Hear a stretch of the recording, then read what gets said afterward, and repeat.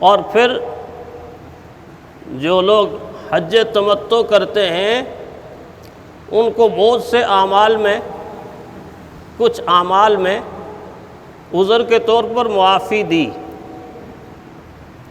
لیکن جب قربانی کی باری آئی تو اللہ تعالیٰ نے قرآن حکیم کے اندر آیت نازل کر کے فرمایا یہ کرنی پڑے گی، حج تمتع کرنے والوں کو کرنی پڑے گی، اگر نہیں کرنی پڑے گی تو اس کا متبادل کرنا پڑے گا، معافی نہیں ہے۔ وہ ایک حج کی ٹریننگ دینے والے ٹریننگ دے رہے تھے تو حج تمتع سمجھانے لگے، حج تمتع والوں پر قربانی واجب ہے، ایک حج کی قربانی جسے دم شکر کہتے ہیں، اور دوسری قربانی وہ کہ اگر صاحب نصاب آدمی ہے تو وہ قربانی بھی کرے گا کہ جو ہم عام لوگ کرتے صاحب نصاب ہونے کی حیثیت۔ تو کہتے ہیں ایک حاجی سب بول پڑے کہ حضرت یہ 2 قربانیاں کرنی پڑیں گی، یہ دوجی بھی کرنی پڑے گی؟ تو انہوں نے کہا ہاں دوجی بھی کرنی پڑے گی۔ تو آگے سے وہ بڑے حیران پریشان ہو گئے کہ یار اب حج بھی کریں گے، ایک قربانی بھی کریں گے، دوسری قربانی بھی کریں گے۔ تو ان کے مرجھائے ہوئے چہرے کو دیکھ کر ساتھ بیٹھنے والے ایک حاجی صاحب بزرگ تھے، تو وہ کہنے لگے ان حاجیوں کو کیا ہو جاتا ہے، جب دوسری شادی کا ذکر کریں تو ان کے چہرے کھلکھلا اٹھتے ہیں، اور جب دوسری قربانی کا ذکر کریں تو ان کے چہرے مرجھا جاتے ہیں۔ دوسری شادی کا ذکر جب ہوتا ہے تو تمہارے چہرے کھلکھلا اٹھتے ہیں، اور جب دوسری قربانی کا ذکر آیا ہے تو تمہارا چہرہ مرجھا گیا ہے، دوسری بھی کرنی پڑے گی۔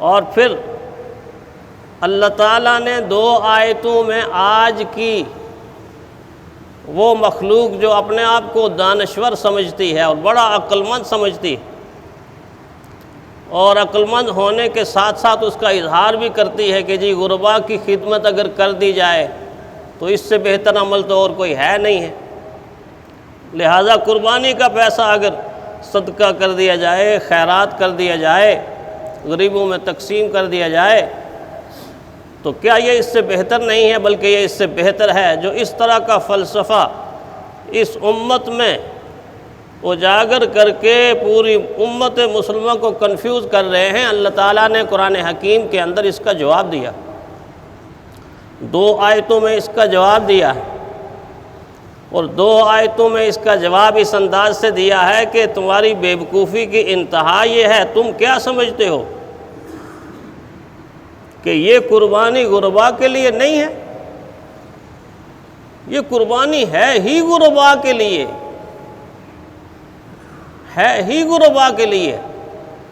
تم یہ کہتے ہو کہ ان کو اس پیسے سے آٹا خرید کے دے دو، دال خرید کے دے دو، کتنی کم بختی ہے، کتنی کم بختی ہے کہ غریب بیچارہ پورا سال گوشت نہیں کھا سکتا، اور سارا سال اس کو گوشت ملتا نہیں، عید کے دن بھی یہ فلسفی اور یہ منطقی اور یہ دانشور کہتا ہے اس کو دال اور آٹا خرید کر کے دے دو، روٹی پکائے اور دال کے ساتھ کھائے، عید کے دن بھی گوشت نہ کھا سکے۔ اللہ کیا فرماتے ہیں؟ وَأَطْعِمُ الْقَانِعَ وَالْمُعْتَرَّ، پہلے فرمایا فَكُلُوا مِنْهَا، اس سے خود بھی کھاؤ اور قناعت کرنے والے غریب کو بھی، اور جو غریب غربت کی وجہ سے مجبور ہو کر تمہیں یہ کہے کہ مجھے کچھ چاہیے، ان دونوں کو اپنی قربانی سے کھلاؤ۔ دوسری آیت میں کیا فرمایا؟ فَكُلُوا مِنْهَا وَأَطْعِمُوا الْبَائِسَ الْفَقِيرَ، خود بھی کھاؤ، تنگ دست اور بھوک کے ستائے ہوئے فقیر کو بھی کھلاؤ۔ اور آج کل کے زمانے میں فقیروں کی بھی حالت بدل گئی۔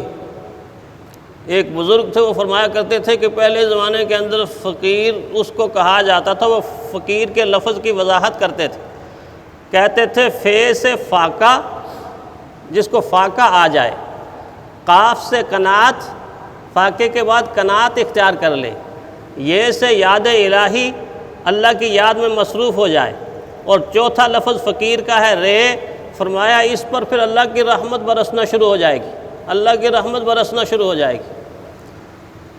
پھر وہ کہتے تھے کہ موجودہ زمانے میں اس کا مفہوم بدل گیا، اب وہ فقیر نہیں رہے بلکہ اب انٹرنیشنل فقیر آ گئے۔ وہ کیسے ہیں؟ فرمایا فے سے فیرنی جس کو میسر ہو، قاف سے قورمہ جس کو میسر ہو، یا سے یخنی بھی جس کے پاس ہو، اور رے سے روٹی نہیں بلکہ ڈبل روٹی بھی جس کے پاس ہو، وہ اس دور کا فقیر ہے۔ ایک ہاتھ میں اتنے پیسے ہوتے ہیں اور دوسرے ہاتھ میں مانگ رہا ہوتا ہے کہ اور بھی چاہیے، اور بھی چاہیے، اور بھی چاہیے۔ اللہ نے فرمایا خود بھی کھاؤ، فقراء کو بھی کھلاؤ۔ اس آیت پر علماء نے ایک بات لکھی ہے، بڑی عجیب بات، وہ یہ لکھی ہے کہ اللہ فرما رہا ہے کھلاؤ۔ دور حاضر میں جو سلسلہ ہے وہ یہ ہے کہ ہم قربانی کرتے ہیں اور تقسیم کر کے یہ سمجھتے ہیں قربانی کا حق ادا ہو گیا۔ کھلاتا انسان کب ہے؟ پکا کے کھلاتا ہے یا کچا ہی کھلا دیتا ہے؟ آپ اپنے بکرے کو ذبح کر کے، قربانی کو ذبح کر کے، اس کی کلیجی لے کے چھوٹے چھوٹے چھوٹے ٹکڑے کر کے ٹرے میں سجا کے، پلیٹ میں سجا کے گھر میں آئے ہوئے مہمانوں کے سامنے رکھ دیجئے، مہمان کھا لیں گے۔ وہ آگے سے آپ کو یہ کہیں گے کہ آپ نے کیا کوئی بلیوں کی فیملی ہمیں سمجھ لیا ہے، بلی کچا گوشت کھاتی ہے نا، تو یہ کیا آپ یہ سمجھتے ہیں کہ ہم بلیوں کی فیملی سے؟ وہ ایسا تو نہیں کھائیں گے۔ کھلانے سے علماء نے لکھا ہے کہ اللہ تعالیٰ دراصل یہ امت کو یہ سمجھانا چاہتے ہیں کہ کچا تو تقسیم کرتے ہی رہتے ہو اور کرنا چاہیے، لیکن جو گھر میں پکاؤ اس پکے ہوئے میں سے بھی دوسروں کو کھلاؤ، اس پکے ہوئے میں سے بھی دوسروں کو کھلاؤ۔ تم بریانی پکا رہے ہو دوسروں کو کھلاؤ، کڑھائی پکا رہے ہو دوسروں کو کھلاؤ، قورمہ پکا رہے ہو دوسروں کو کھلاؤ، تکے بنا رہے ہو دوسروں کو کھلاؤ، اس بنے ہوئے سے دوسروں کو کھلاؤ۔ تو یہی تو غریب کی خدمت ہے، یہی تو فقیر کی خدمت ہے۔ تو قربانی سے زیادہ اور کون سا منصوبہ ہوگا جو غرباء اور فقراء کے حق میں ہوگا؟ اس لیے یہ کنفیوژن جو پیدا کرتے ہیں، دراصل وہ عقل کی بات نہیں کرتے، وہ دل ہی دل کے اندر سوچتے ہیں کسی نہ کس طرح اس چیز سے امت کو دور کر دیا جائے۔ لیکن اللہ کے حبیب کیا فرماتے ہیں ان کے فلسفے کے مقابلے میں کہ غرباء کی جو خدمت ہے، حضور نے فرمایا آپ کی آمدنی، آپ کی رقم، آپ کے پیسے، آپ کی دولت میں سے، آپ کی رقم میں سے سب سے بہترین رقم وہ ہے جو قربانی کے جانور کو خریدنے پر خرچ ہوتی ہے۔ سب سے بہترین رقم، سب سے بہترین مال۔ دوسری حدیث میں کیا فرمایا؟ فرمایا کہ عید الاضحیٰ کے دن ابن آدم کے اعمال میں کوئی عمل بھی اللہ کے نزدیک قربانی سے زیادہ محبوب نہیں۔ اللہ فرما دیتے اس دن خیرات کر لو، اس دن صدقہ کر لو اور سخاوت کر لو، یہ اللہ فرما سکتے تھے، قرآن حکیم کے اندر حضور فرما سکتے تھے۔ حضور نے فرمایا کہ عید الاضحیٰ کے دن تمہارے نیک اعمال میں سے سب سے زیادہ پسندیدہ اور محبوب ترین عمل قربانی کرنا ہے، جانور کے خون کو بہانا ہے۔ پھر فضیلت بتائی اور ساتھ دوسری حدیث میں ایک وعید بھی سنا دی۔ اللہ تعالیٰ کے حبیب نے آپ دیکھیں نا، کوئی نفل عمل چھوڑنے پر کبھی وعید نہیں کی۔ ایسی کوئی حدیث آپ کو نہیں ملے گی کہ حضور نے فرمایا ہو میری امت کا جو آدمی اشراق نہیں پڑھتا تو اس کے لیے یہ وعید ہے، جو تہجد نہیں پڑھتا اس کے لیے یہ وعید ہے، جو چاشت نہیں پڑھتا اس کے لیے نہیں۔ نفل اعمال چھوڑنے پر اللہ کے نبی نے کہیں پر بھی وعید نہیں سنائی۔ اگر قربانی نفل کے درجے میں ہوتی، کم درجے پہ ہوتی، تو اللہ کے نبی یوں نہ فرماتے۔ کیا فرمایا؟ رونگٹے کھڑے ہو جاتے ہیں۔ فرمایا جس آدمی کو اللہ تعالیٰ نے استطاعت دی ہو اور استطاعت ہونے کے باوجود وہ قربانی نہ کرے، وہ عید کے دن ہماری عیدگاہ میں آنے کی زحمت گوارا نہ کرے، ہماری عیدگاہ میں نہ آئے، نمازیوں سے الگ کر دیا، عیدگاہ سے الگ کر دیا، اتنی ناراضی کا اظہار فرمایا، ہمارے مسلح کی طرف نہ آئے، ہماری عیدگاہ کی طرف نہ آئے۔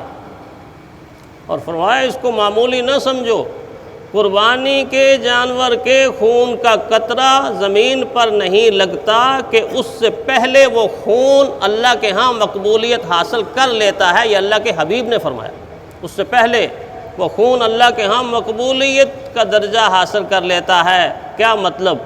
کہ قربانی کے جانور کا خون زمین پر نہیں آتا کہ قربانی کرنے والے کی اللہ مغفرت کا اعلان کر دیتے۔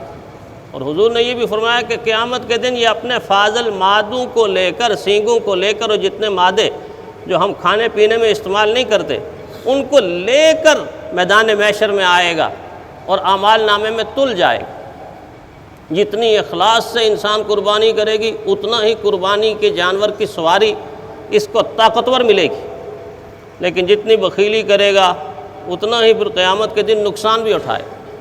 وہ کہتے ہیں کہ شیخ صاحب نے قربانی کی، بڑا اچھی قربانی کی، اور قربانی کرنے کے بعد 2-3 مہینے کے بعد خواب میں دیکھا کہ میدان محشر قائم ہے، اور میدان محشر میں ان کے لیے سواری لائی گئی ہے، اور سواری کے 3 پاؤں ہیں، 1 ٹانگ نہیں ہے۔ تو فرشتوں سے عرض کرتے ہیں حیران ہو کے کہ میں نے اتنی اچھی قربانی کی، اتنا جانور بڑا خریدا، اور اس کے باوجود مجھے یہ لنگڑا جانور سواری کے لیے دیا جا رہا ہے۔ تو فرشتوں نے آگے سے فرمایا کہ شیخ صاحب لنگڑا اس لیے ہے کہ اس جانور کی 1 ٹانگ ابھی آپ کے فریزر میں پڑی ہوئی ہے، فریزر سے نکلے گی، ہمارے پاس پہنچے گی تو ہم اس کو لگائیں گے نا۔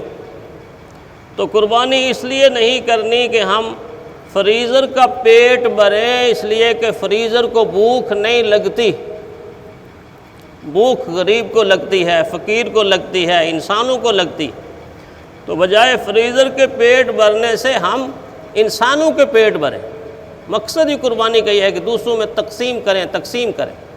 تو اللہ تعالیٰ نے سورہ کوثر میں بھی اور دوسرے مقام پر بھی نماز کے ساتھ جوڑ کر بیان کر کے بتا دیا کہ اس کی اہمیت کیا ہے۔